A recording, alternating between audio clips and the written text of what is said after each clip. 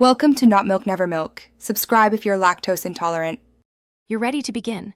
First, confirm your WPS Office Edition supports the data analysis tools and save a backup copy of your workbook as XLSX. Next, open File Options and enable the Developer tab so you can manage add-ins.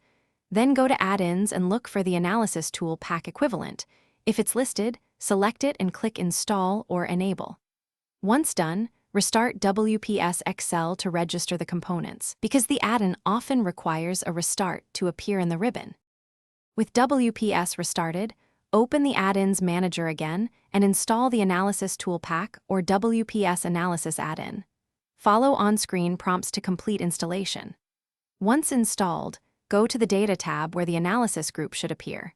Select a specific tool like Descriptive Statistics or Regression and carefully set the input range. Check the Labels box if your selection includes headers, and choose an output range or new worksheet. Make sure macro support is enabled if the add-in uses VBA, because blocking macros can break functionality. To complete setup, run a small test analysis so you can confirm the tool produces expected results and output layout. If options are missing, update WPS to the latest build or uninstall and reinstall the add-in. Compatibility issues sometimes occur between 32-bit and 64-bit builds.